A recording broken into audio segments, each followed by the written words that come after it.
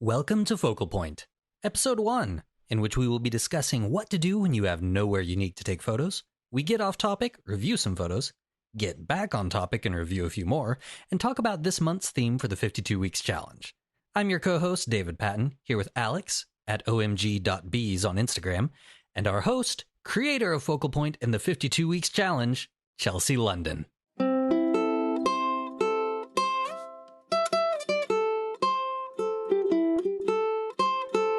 Hello, my friends. Thank you for coming and listening to us today. We have some fun topics that we're going to discuss. So before we get started, let's just say hello to everybody. So hi, David, and hello, Alex. Hey, Thank you for joining us. Hello, Chelsea. Hi. All right. Well, I'm happy to have you guys aboard today.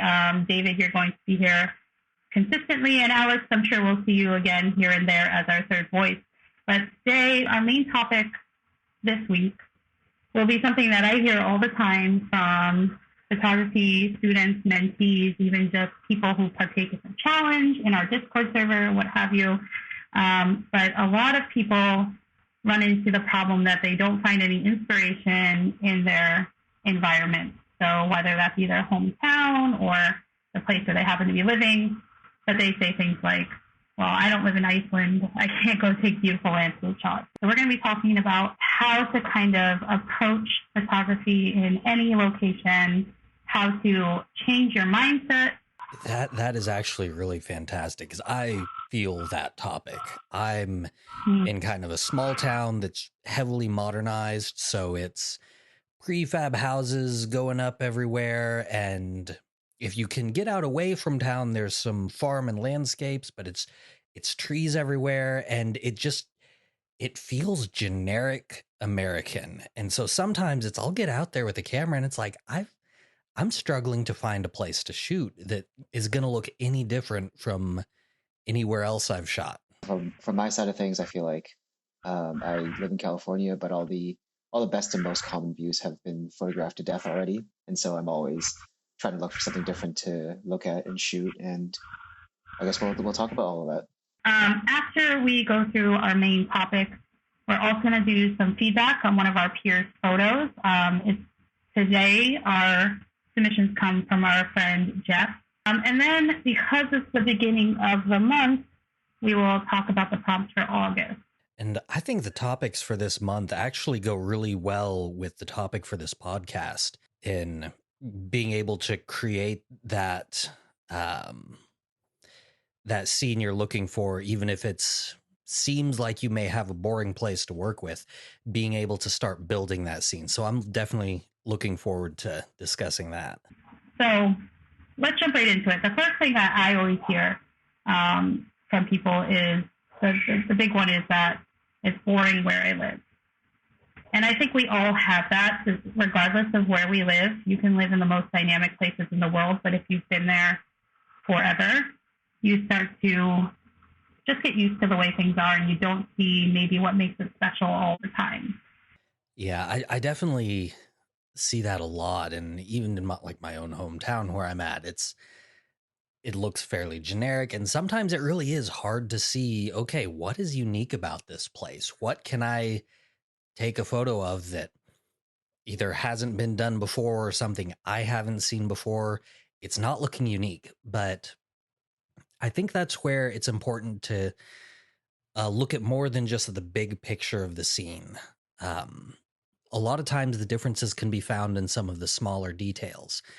So even if it has, you are in a location that's been heavily photographed, somewhere that there's tourists all over the place, there's tons of these iconic landscapes or landmarks, being able to look into some of the smaller details that people aren't normally going to see and using that for your backdrop. And it doesn't matter with that whether you're doing like landscape or street or even just portraiture, trying to find a location to fit the person in.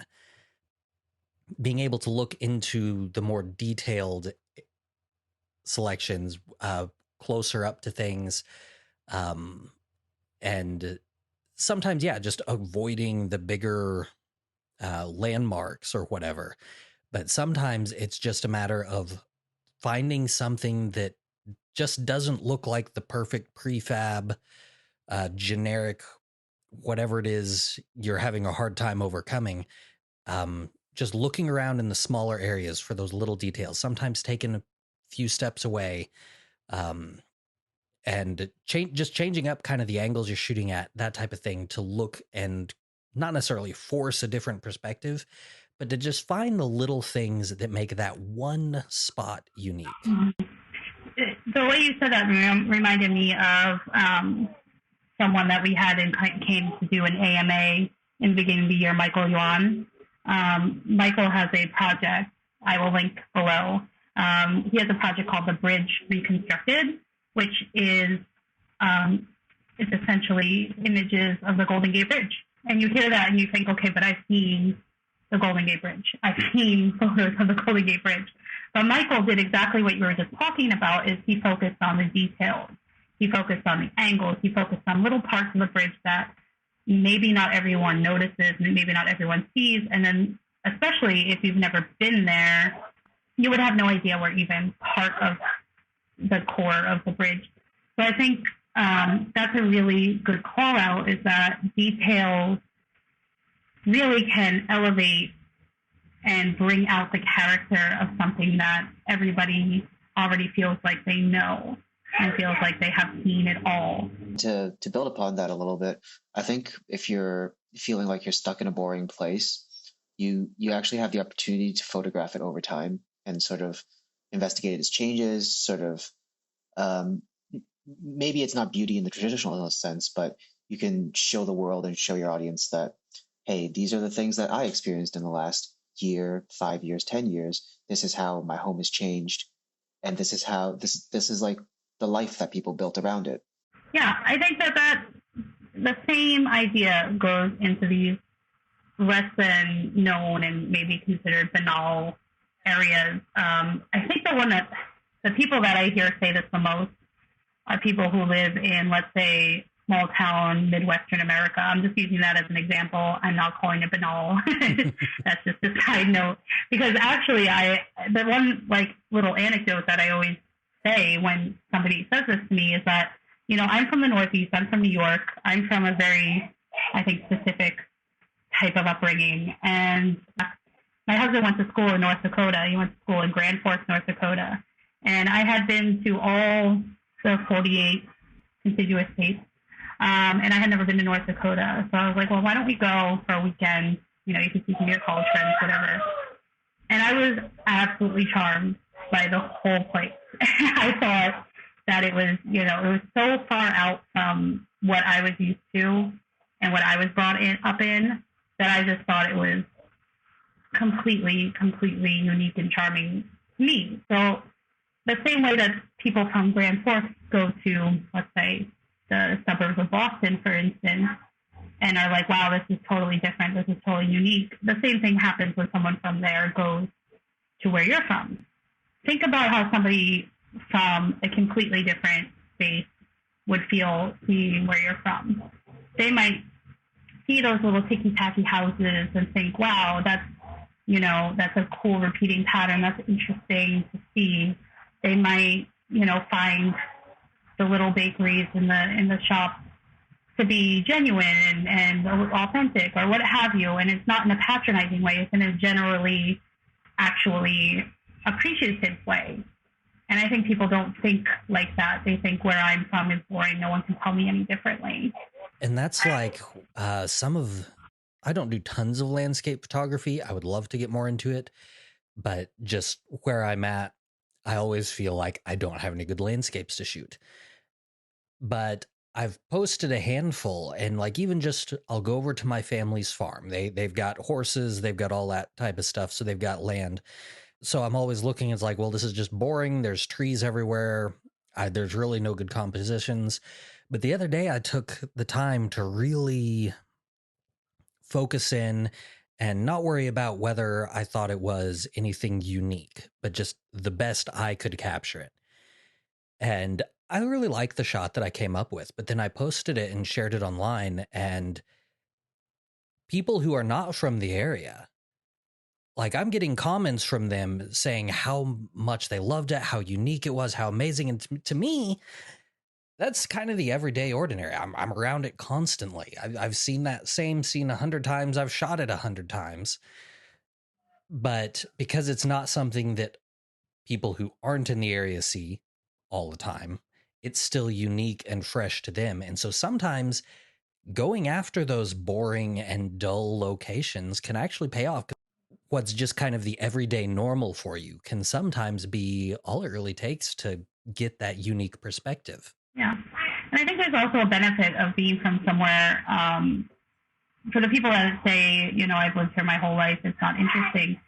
If you live there your whole life, then you probably know other people there. You probably know different businesses and so forth, and you can focus in on those aspects as well. Like, I'm not really a landscape photographer, doesn't really do it for me, so I don't really pay much mind to it. But when I think about photographers like William Eggleston or Alex Block, for example, they have done incredible work in these small towns, in these little, I hate to say blasé or normal, because it's neither of those things, but that's how it's perceived by some. They've been able to show these dynamic and really genuine lifestyle images of these places that other people might not even think of. I'm trying to think of this one, Alex Fox, like series, and he had like a picture of a cheerleader doing a toe touch that really sticks in my head. And it sounds like it's not really anything because the cheerleader doing a toe touch, okay, but it's the way that he's able to bring this like authentic, everyday, like feeling of, I don't know the best word for it, I guess, but I do feel like it's capturing that authentic moment within a yeah. scene. I'm also thinking about, he has one where it's just like a line of cowboys and they're all wearing cowboy hats. And I think it's like late at night and the cowboy hats are kind of illuminated. And it's literally just a line of people, but it's something that, you know, is completely foreign to me. I've never really spent any real time somewhere where I'd see 25 men in cowboy hats. So for me, it's a little bit of insight into how other people live. And I think no matter where you are, if you're able to give insight into how people live, you're going to be creating something that's worth creating. It's like a record of time. It's going to be something that shows life how it was when you lived it. And that's, I think, really important. And that really is. And that kind of, I want to talk a little bit about how to apply it to a few of the different kind of genres of photography, because it's easy to apply for like street photography and landscape, because those are the big ones where you are shooting the scene. But like for me, I do a lot of portraiture and I do a lot of equine. And for portraitures, like I can throw up a backdrop and get a nice high-end fashion, whatever style. But I know a lot of people in my area do a lot of like family photography and stuff like that, where sometimes it can be hard to find a good spot to be able to capture the family and have a compelling scene within that. And I think that can be a little more of a challenge sometimes, because you're a little more constrained about where the people that you're photographing are going to be. You've got to make it easily accessible for them, somewhere where they're relatively familiar, and somewhere that's not going to make them uncomfortable being there. So sometimes that can be limiting. Even then, still kind of using some of these same principles of finding the smaller details in an area and not just going for the easy photo of the same thing that has always been shot. I think that's really a really good call out. I mean, if we're talking about, let's talk about portraiture, because a lot of people do lean into portraiture, whether it be because they need to pay their bills or they genuinely love it, what have you. I think every town has and needs portrait photographers. So I think if we talk about some techniques to utilize the locations, I think that would be really useful. I'm thinking about, most of my portraits have been in probably more interesting locations like Prague and Paris and so on, but I have done some in New Hampshire. I went to high school in New Hampshire, I have family in New Hampshire. So I've done some there, and I think the main thing that you want to think about when you're maybe not necessarily in a location that speaks for itself and you want the portrait to have some kind of environment is to be looking for patterns, textures, and colors, I would say, are the three items to focus on. So you don't have to blow out a whole background and have, shoot at 1.2 and have just the eyes in focus and have a nice background. You can still use some environmental locations, but to make your subject more interesting or have the background work with you on the subject, focusing on those three things: patterns, textures, and colors. But those three things, if you pay attention to those, you're going to end up with more interesting images regardless of where you are. Yeah, being able to get that contrast, like if the person you're taking a picture of, they've got like a really busy shirt, being able to have a more plain background, or if they've got a plain shirt, having a more textured and varied background can add just another layer of contrast in there. And there's a reason you see a lot of like senior portraits on stairs with a handrail or against a brick wall or something. There's a reason those things are go-tos, right? They're not just cliche for the sake of being cliche. A brick wall adds texture, it adds leading lines, it adds a repeating pattern. Stairs with a handrail, bam, leading lines right to your subject, and a little bit of character if it's a wrought iron, if it's a wooden handrail. It gives a little bit of a sense of what the environment is like. So all of that helps to create a more interesting portrait. And it helps get the person in the scene instead of being a person with a background. It's incorporating the scene into the portrait. It's making it all one vision, essentially. And that's one of the things that I think is really important with finding a good scene for portraitures, if you're doing environmental portraiture stuff, is being able to incorporate that person into your scene, but being able to find areas that fit a person's personality. If they're on a sports team, maybe at the park on a running trail or something like that. And so you don't necessarily have to find the most interesting area. So you said, one thing you said was that another issue that maybe people run into is that they arrive at a location and maybe there's other photographers there, maybe there's other people just living their lives there. How do you combat that? What do you do when you approach a situation like that? There have been a few times, like I've gone to public parks to do some photo shoots. And in that instance, when there's other people there, they're usually, I say usually because it's not always, but usually they're getting some of the more, what I would call a generic background where it's just a far off distance. You can get the tons of bokeh in there and the background isn't a part of the picture. So what I do when I'm seeing that there's a lot of other people there, I really make it a point to go to find the more detailed spots, whether it's up against a wall or if everyone's shooting with this fountain as a backdrop or something, I may find a different way to shoot it where the fountain, you only see part of that in the background. You're seeing a small detail of it as opposed to the whole thing. But I try to build a scene around the people rather than just focusing on having the backdrop. And some of the times that does mean I'm going to be moving around a lot to avoid where all the other people are, just so I can get a cleaner scene to use. If it's okay, I'd like to kind of circle back. I hate that phrase, but I'd like to circle back on the idea that we were talking about with shooting locations that you feel like have been done before, or even just, I think this actually is what I'm thinking actually kind of addresses both that and it's boring here. We talked, not even like really broach the idea of light being the most important thing. Was that like the first thing you learn when you pick up a camera is light? But that being said, one of the challenges that I always ran into, as somebody who travels around, doesn't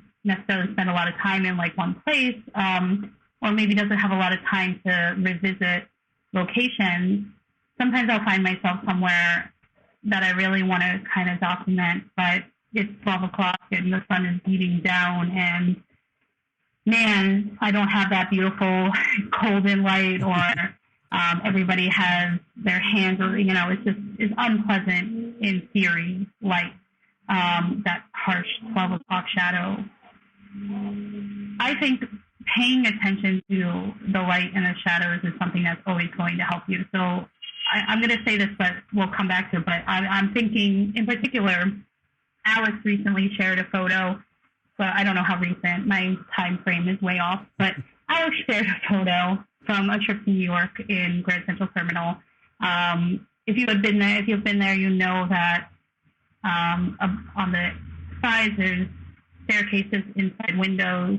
People occasionally walk by because of the offices and so forth.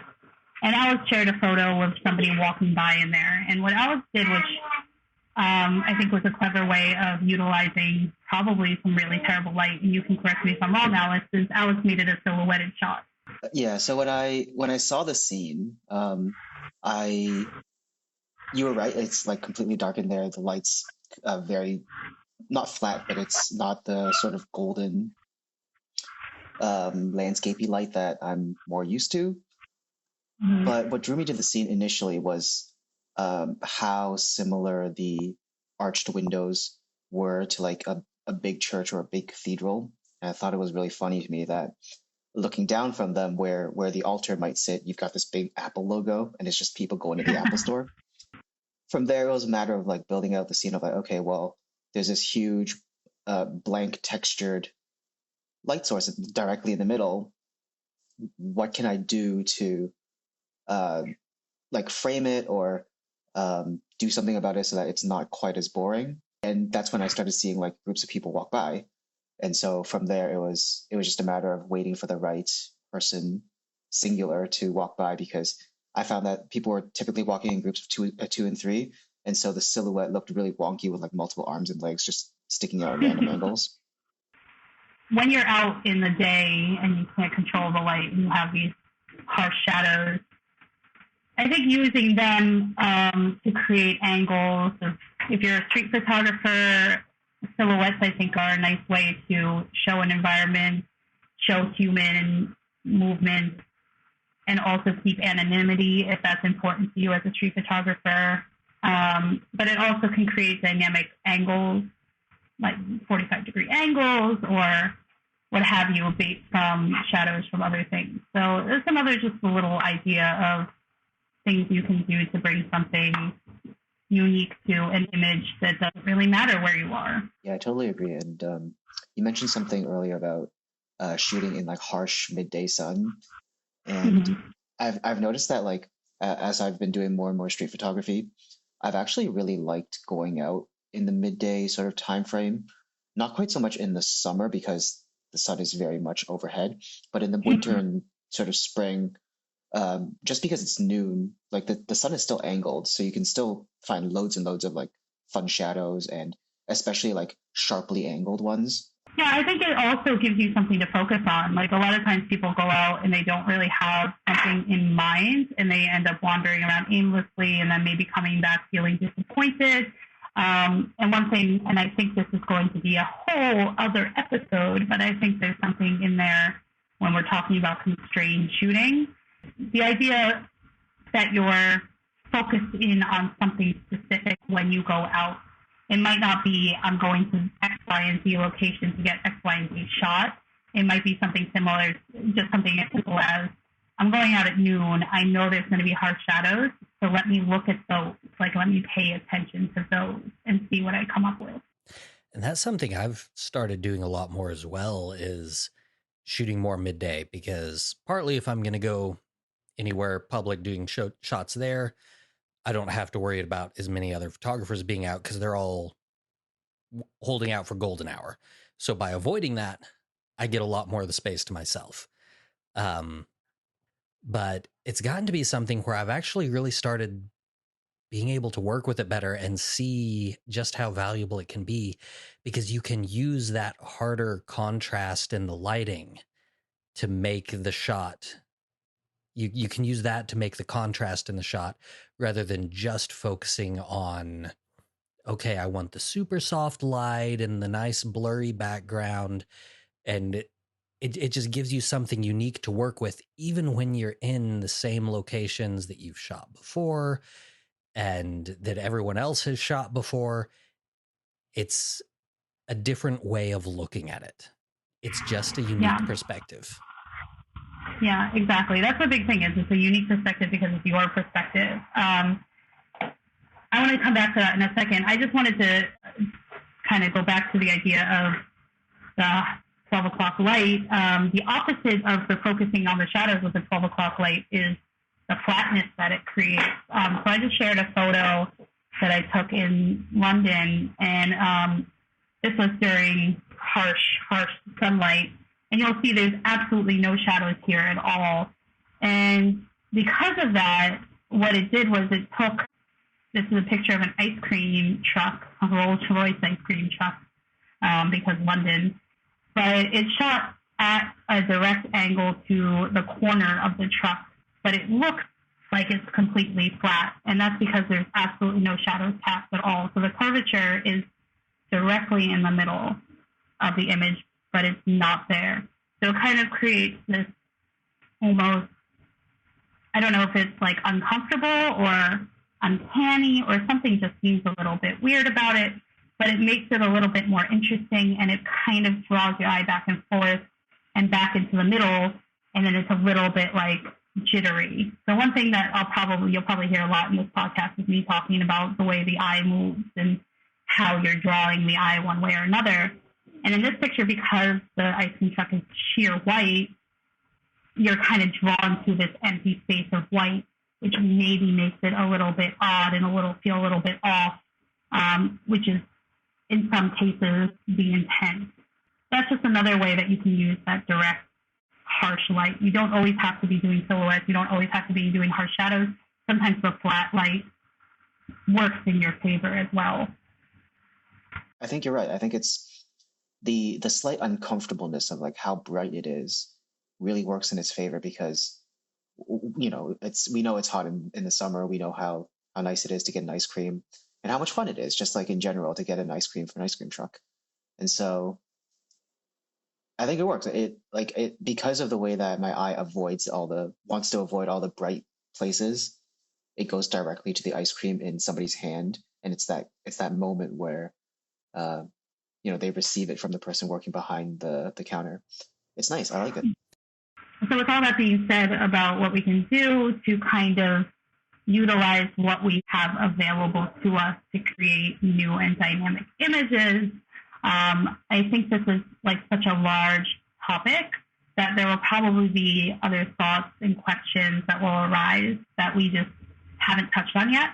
With that said, I invite everyone to come into the Discord or even just leave comments here where you can, wherever you're listening to this, with your thoughts. And if you have any advice that we didn't think of and that you want to share, we would be really appreciative to share it with anyone else. And in the meanwhile, we're going to kind of move into the portion where we're going to look at one of our participants' photos and talk about them and give some feedback. So today, our photos come from our good friend, Jeff Marcowitz.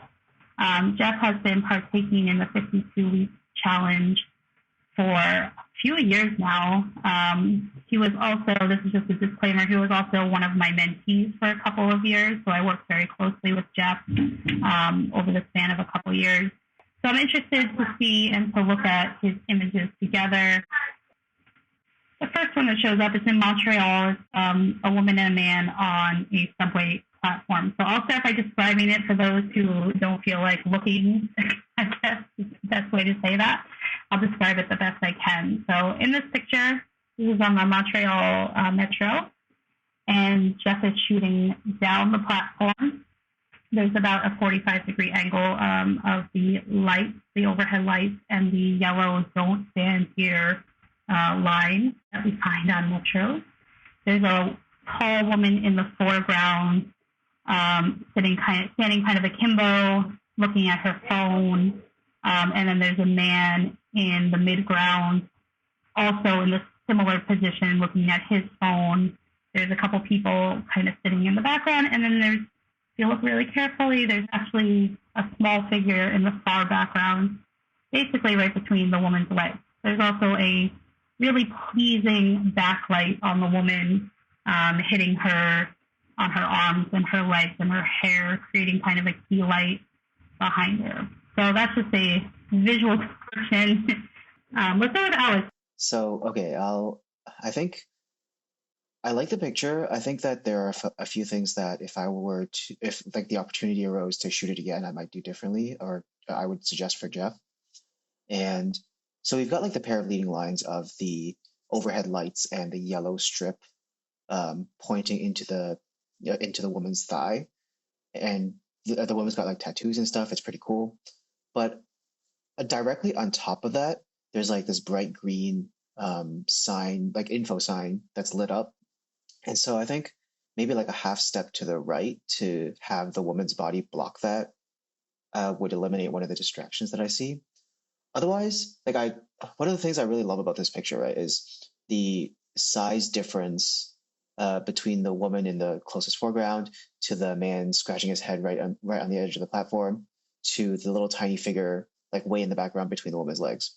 What I'm not super sure about in terms of like the relationship between the three is there's also a woman sitting on a bench to the right of the tall woman in the foreground. And so I don't think there's anything that can be done in the moment to like change that necessarily, but I think this would have been a much more easy to digest a picture if it was just a matter of like looking from the background to the foreground of these people who are waiting for a train. I think capturing that moment where there just happens to be the little tiny person way in the background is really interesting because that's also where the two leading lines point to. I wonder if that half step to the right, which I agree with for the sake of the sign, I wonder if that would also open up the small figure in the back as well as cutting out some of the extraneous figures on the right, because there is the woman sitting. She is the most noticeable of those on the far right, but then there's also a man in a white t-shirt that stands out. Everyone else is in dark clothing, and they kind of just melt into the background, so I don't think that they would be like a really big deal. And I don't necessarily think that she's a really big deal, but it does kind of, if we're thinking about what Alex has said about those three figures really be what makes the image dynamic, having them be hidden or at least tucked away a little bit more would enhance the woman. And the fact that she seems like she's really tall, so that might be a optical illusion, but it's a good one in this case because she takes up an enormous amount of the frame, and then from top to bottom, and then the man in the middle seems like average size, and then the person in the back is teeny, teeny, tiny. So it is kind of an interesting three-step program. Program isn't the right word, but three-step imagery. I wonder if this was framed horizontally, so that the woman's upper body is basically cut off, and adjust the leading lines so that it's still properly in frame and stuff. I think hiding the woman's upper body would go a long way to like faking her size, and so the size difference between her and the man on the edge and like the tiny figure in the background is even more exaggerated just because we can't it's left to our imagination. I just did that crop just in preview, so really messily, and I actually love it. I think it gives some anonymity to the woman, which I like a lot in street photography because it could be anybody, but it does exactly what you anticipated it did. I know that this is not exactly what you meant. You meant shooting it in landscape, but if we're playing around with what we've got, I think it actually works really well. It's kind of awkward and uncomfortable, and I'm a sucker for that. I'm sorry. I'm a sucker for awkward and uncomfortable but I think it also works. I like the crop. Yeah, I like it too. Making that kind of awkward and uncomfortable. It also goes along well with it's a lot of warmer tones in an underground area where you typically think of cooler tones, especially where you've got the cross leading lines of the angles between the woman in the foreground, the man behind her, where that perspective line is leading one way, but then you've got the tunnel that's leading the other way and they're crossing. It also kind of adds to that slightly jarring, not necessarily chaotic, but the perfectly imperfect type of thing where it's things don't quite line up, but it does so in a visually pleasing way.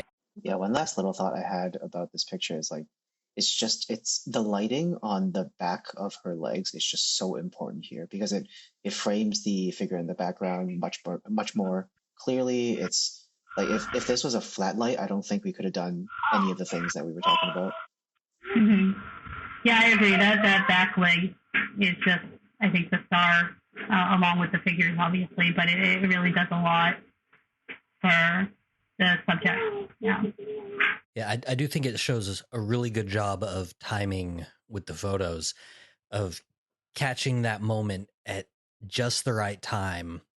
To me, it shows that it was a lot more intentional than just, I'm going to snap a picture down the train tunnel, and more of an intentional, focused composition.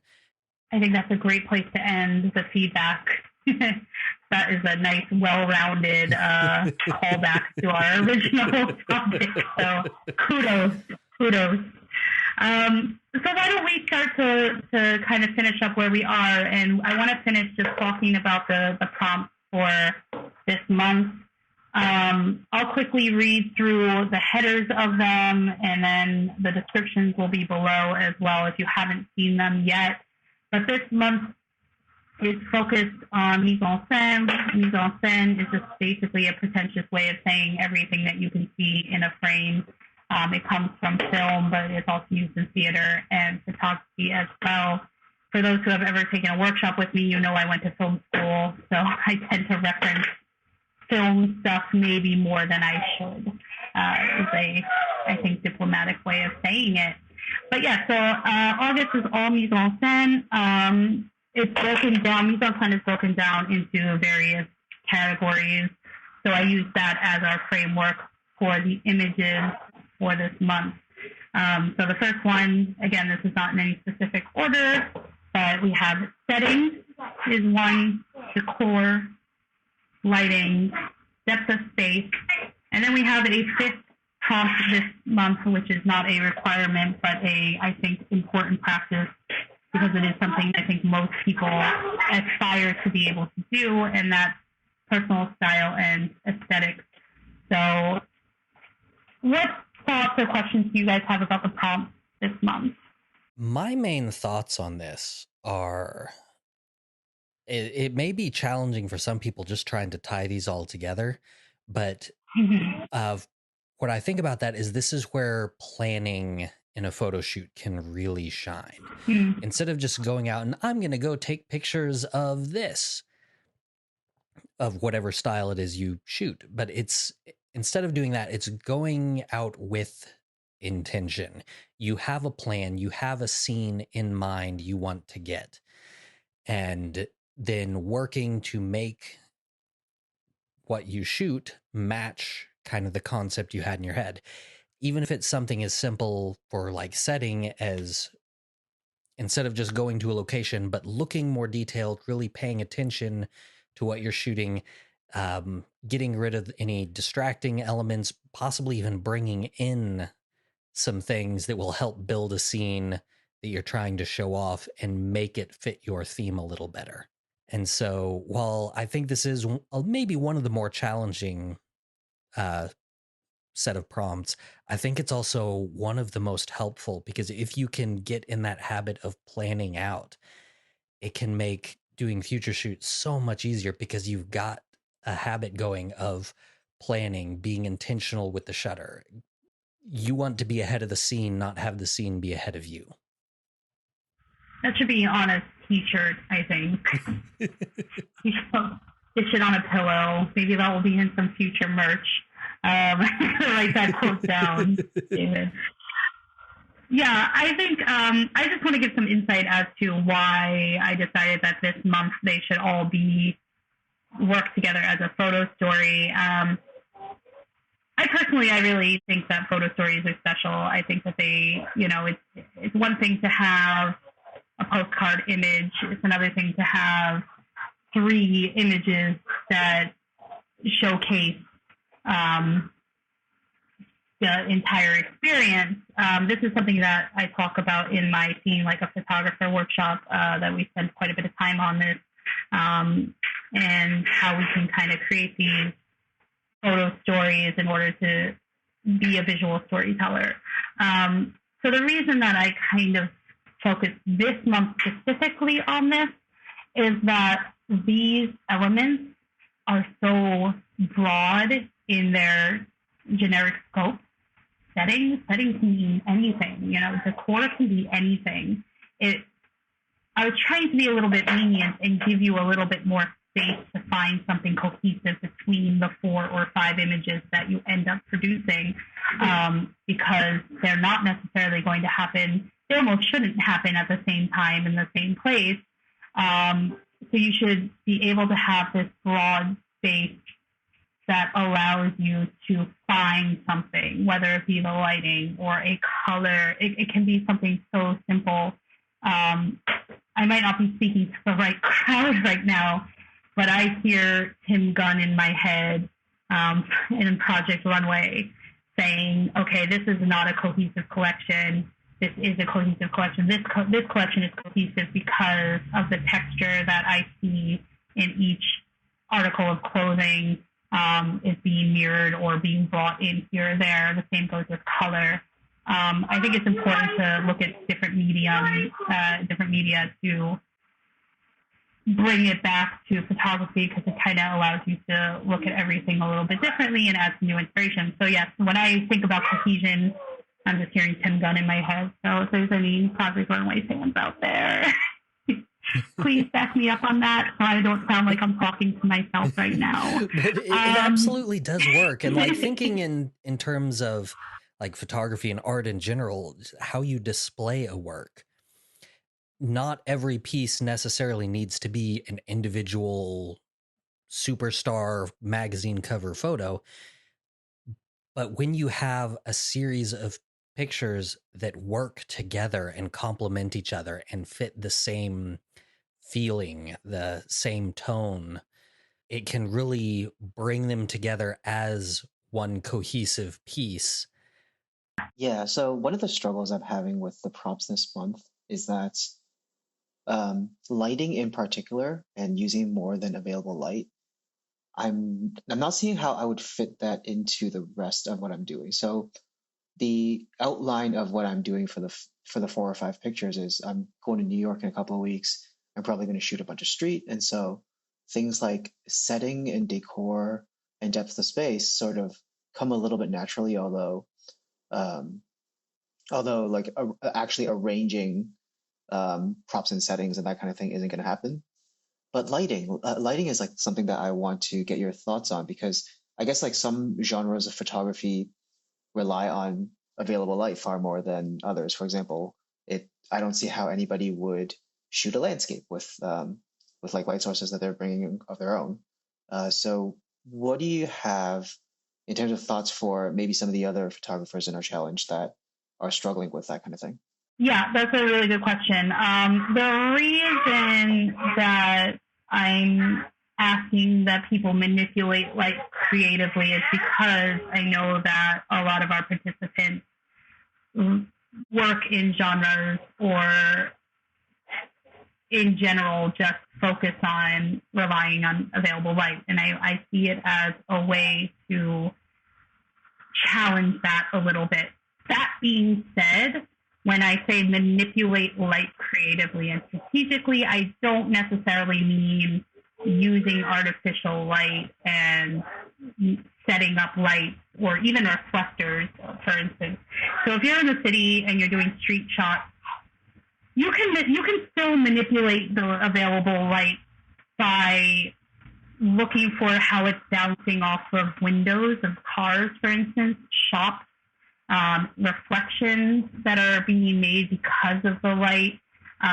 Even if you see like a neon light, maybe that neon light is creating a cast onto the street or onto people walking by, and you're not necessarily hands-on manipulating it, but you are making decisions in when you shoot a photo to maybe get a person walking through that like reflective blue, let's say neon light, and shooting at a time where it creates kind of an interesting cast on something.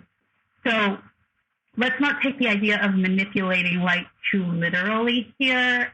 It's just about getting people to think about, okay, let me start that thought again. You don't have to crop this, but let me start that thought again, because if you are the kind of person who wants to get some light and manipulate it, please do, because that's totally in the spirit of this as well. But if you are in a situation like Alex, where you're either doing street or you're doing landscape, and you don't necessarily want to be bringing flashes and reflectors and all that to manipulate whatever light you can, focus on how you can use the surroundings around you to change the light as it is. If it means reflecting it off of a body of water, you're not physically reflecting it, but you are focusing on it and setting your composition in a way where that is being highlighted. I think that's completely in the spirit of this. It sounds like what you're saying is to go a step beyond just having, for example, sunlight light the scene, but also look for interesting ways that the light is interacting with the environment. And to go back to the point that you keep harping on, it's the intentionality of how we use that reflected light, or how we use that not artificial, but like not necessarily natural lighting to highlight our subjects, for example. Yeah, you're making choices. Make those choices with the lighting in mind, in a way where maybe it's something that isn't just, it's there, it's there, yes. Is it also reflecting? Is it also creating shadows? Is it also casting light color? Is it also beaming into a storefront where you see something inside the store that you wouldn't have been able to see without it? That kind of thing. And then focus, compose, and take the shot at a specific, intentionally thought time because of the light.